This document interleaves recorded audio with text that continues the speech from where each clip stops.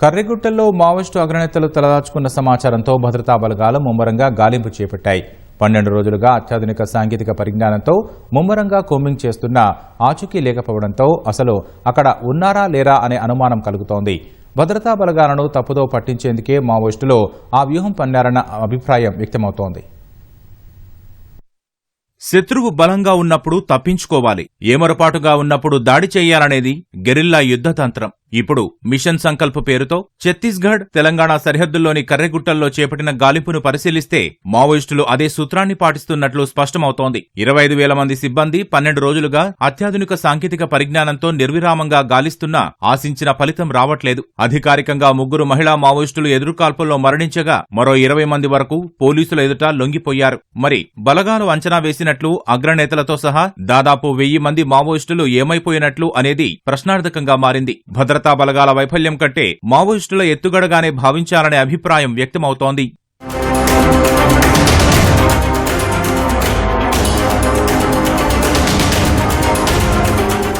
వచ్చే ఏడాది మార్చి చివరి నాటికి మధ్య భారతాన్ని మావోయిస్టుల నుంచి విముక్తి చేయడమే తమ లక్ష్యమని పదే పదే చెబుతున్న కేంద్ర ప్రభుత్వం దండకారణ్యంలో పట్టు సాధిస్తోంది. ఆ ఎదురుదాడిని తట్టుకోలేక శాంతి చర్చలు జరపాలని మావోయిస్టులు పదే పదే విజ్ఞప్తి చేస్తున్నారు. స్పందించని ప్రభుత్వం మావోయిస్టులను ఏరివేయడమే లక్ష్యంగా ముందుకెళుతోంది. అందులో భాగంగా మావోయిస్టు అగ్రనేతలంతా కర్రెగుట్టల్లో తలదాచుకున్నారని, వారిని నిర్మూలిస్తే ఇక దేశంలో వామపక్ష తీవ్రవాదం కనుమరుగైనట్లేనని అధికారులు భావించారు. వామపక్ష తీవ్రవాదులపై మునుపెన్నడూ లేని విధంగా హెలికాప్టర్లు, డ్రోన్లు, ఉపగ్రహ నిఘాతో పాటు సిఆర్పీఎఫ్, కోబ్రా, C-60 కమాండోలు, DRG, బస్తర్ ఫైటర్స్ కర్రెగుట్టలను చుట్టుముట్టారు. సుమారు 288 చదరపు కిలోమీటర్లు విస్తరించి ఉన్న కర్రెగుట్టలను తమ ఆధీనంలోకి తెచ్చుకోవడానికి ఏకంగా 25,000 మంది సిబ్బంది, వారికి దన్నుగా అత్యాధునిక సాంకేతిక పరిజ్ఞానాన్ని వినియోగించారు.